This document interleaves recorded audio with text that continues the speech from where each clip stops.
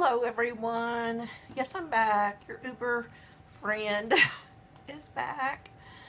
And today is October the 1st.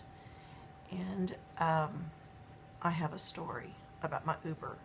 But first I want to share this. My family has these lines right here. We have, I think they're called 11s or something. And I started with this about 3 weeks ago. I put it on in the morning and I put it on at night. And I'll show you how much I put on. And I just tap it in. Put this much on. You can even barely see it. That's how much I put on. And I tap it in my face like this. And it absorbs in. And my 11s have gone away. I think I'm going to start putting it, in fact I'll do it today, on my little laugh lines. See, I'm just putting a little bit over here. This cost quite a bit, and I say quite a bit. For me, it's a lot. It's about 20, not quite, I don't think it's $25. There was one that was $25 and I wouldn't buy that one. But I'm not even kidding. Wish I could get rid of these. But I don't think this is going to take care because it's called Deep Wrinkle Cream. So anyway, it's a night cream, but I put it on during the day. Anytime I think about it, I put it on. If I walk in the room, I put it on. So,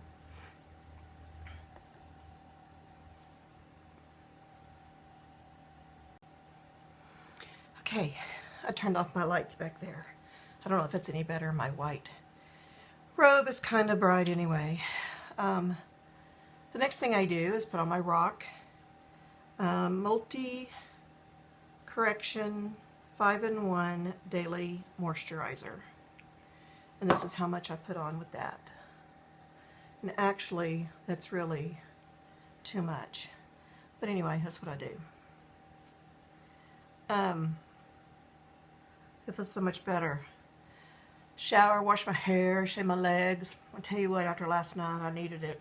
I drove until 3 o'clock last night. I got in bed at 3:30. But that's when you make the money in a college town, because that's when everybody's going home. And I have I can carry 7 people. So anyway, I get the big ones. But what I was going to tell you, I'm going to let this dry a little bit. What I was going to tell y'all is it was about 2 o'clock in the morning, and I was thinking about going home, and I got one more ping, and I thought, okay, I'll take one more. So went over and picked him up, and first of all, the guy who was paying, they couldn't get him in the car.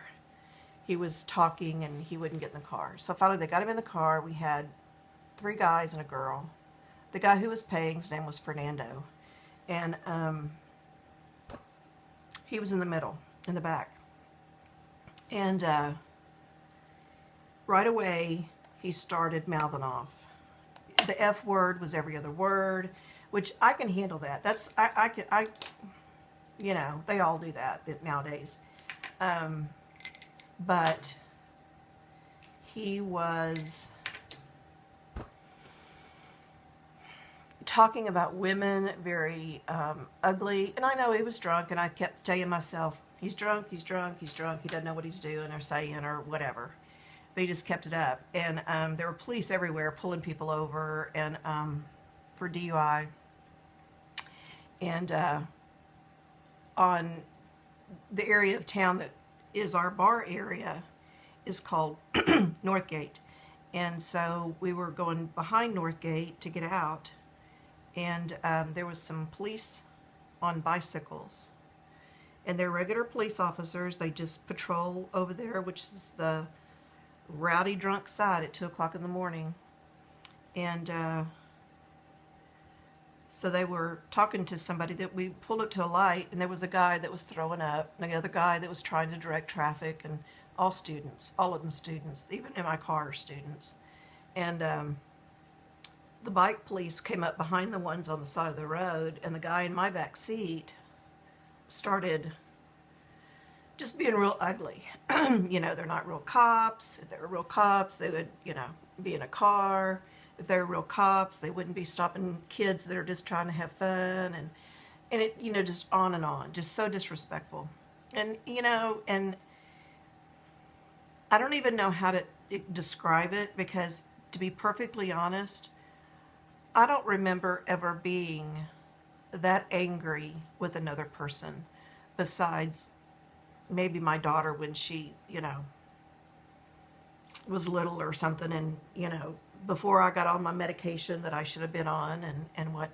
So anyway, we were about 7 minutes into the trip, which doesn't sound like a long time, but we were almost to the apartment, and he wouldn't stop, because we kept seeing police pulling over, you know, people and stopping people on the side of the road trying to walk home, and he was, you know, upset because they were trying to walk home. They weren't driving, so they weren't DUI, but what they were, they're public intoxication. And, you know, it's not a lot of them, but there's, you know, the stragglers that walk down the road and stuff. And at our town, everything is just real close together. I mean, right around the campus. So he just kept on and on and on, and about, you know, that they weren't good people. And, you know, I don't know. It just got under my skin. And I have no idea where he was from. I mean, he was American, but I don't know anything about him. And I don't think the people in my car knew too much about him, other than he was paying for their ride. So finally, we were going down the street that was it wasn't heavily trafficked, but it's at that time of night, but it normally is. Come up to a stop sign. I'm on the right-hand side. I'm getting ready to go straight, go through, and he says something else. And I put my car in park, and I said, "Get out." And he said, "What?" And it's like 2:15 in the morning, and I said, "Get out." I said, "If you're going to talk that way in my car, you have to get out." He said, "I can talk any way I want in your car." And I said, "No, no, you can't. This is my car." And he said, "But I'm paying you to drive us."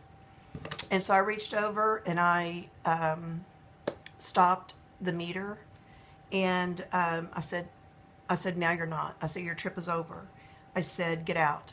And he wouldn't get out, and I raised my voice louder and louder, and I started saying, "Get the F out. Get the F out of my car." And I'm screaming. The other kids are just sitting there. I mean, these are kids that are probably 21 to 24 maybe.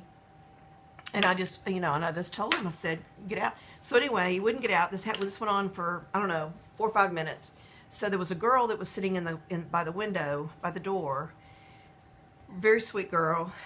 And I asked her, I looked at her and I said, please open the door and step out and let him out.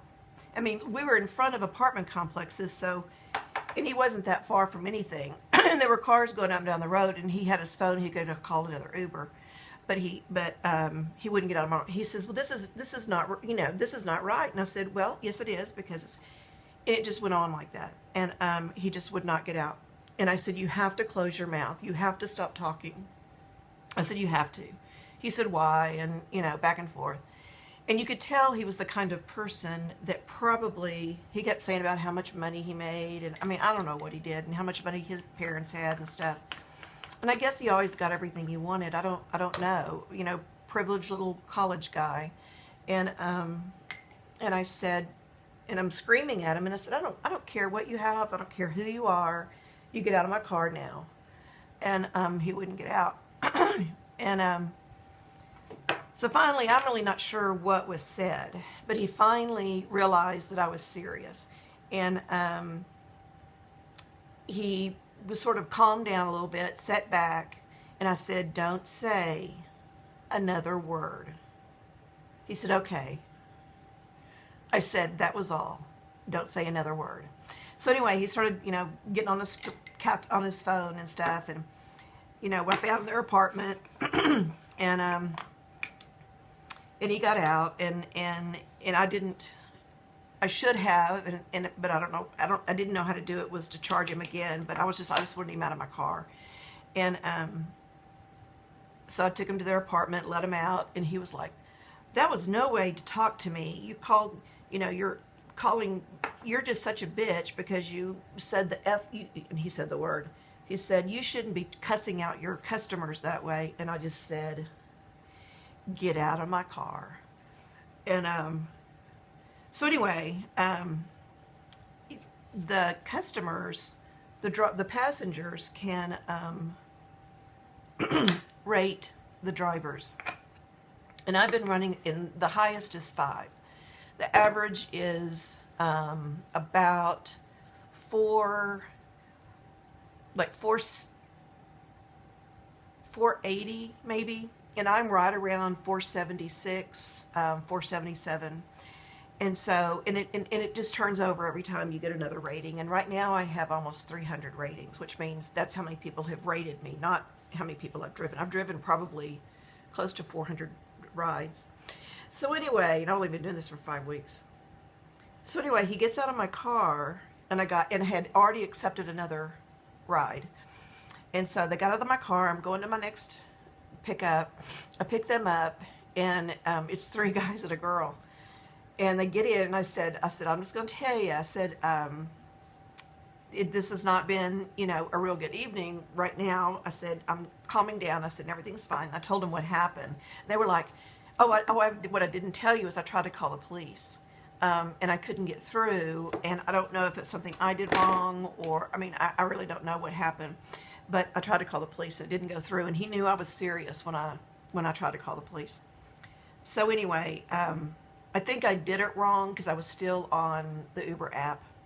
So I picked up these kids and the next group and told them, and they were just like, because every time I get somebody in, a lot of times, at least 2 or 3 times a day, I'll get people in that'll go, tell me the strangest story or the weirdest person or what else, whatever. So these kids did that, and I was telling them about this, and they said, "You really put him out?" And I said, "Well, I tried, but I really couldn't leave him on the side of the road and all this," and so I took him home. And they're like, "You should have hit him, you should have maced him, you should have tased him," and they're being kids. So anyway, so I got them home fine, but I pulled up my my sort of report card, if you will, and the passengers, when they put the stars, you're 1 to 5 stars. I gave him a 1, by the way. You're 1 to 5 stars, and they can give you anywhere in between. And they can also make a suggestion, and they have a choice of about 4 or 5 different things, like the driver needs to work on navigation, or needs to work on professionalism, or needs to work on, whatever. So I got up this morning and I looked at it, and it said I needed to work on safety.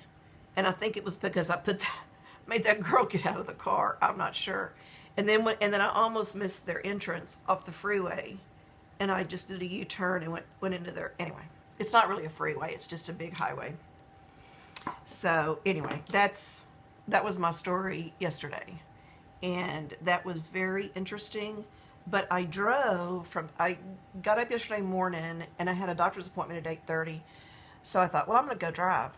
And so I got dressed real quick, got a cup of coffee, got in the car, and I drove three drives, and I started at 7 yesterday morning.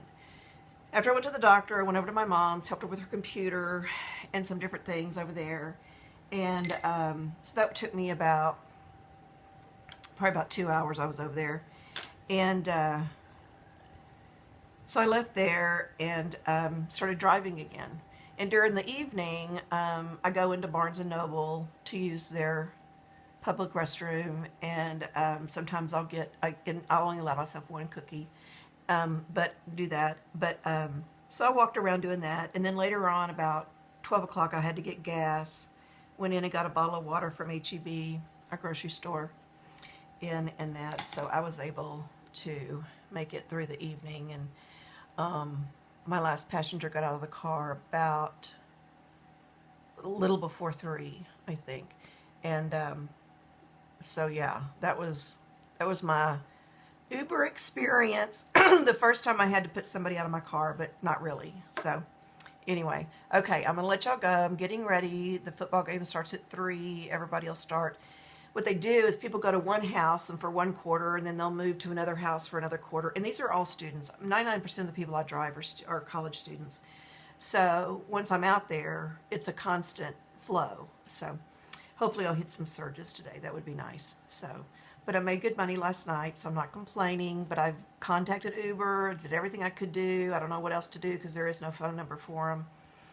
So we'll see how this goes, because I asked him to please not ever allow his phone to connect in with my phone anymore on a ping. So, yeah. Okay, that's my story. That's my drunk student put him out of the car story. And I think every Uber driver is going to have one. So anyway, okay, y'all have a wonderful afternoon. And I love you, Jennifer. Bye.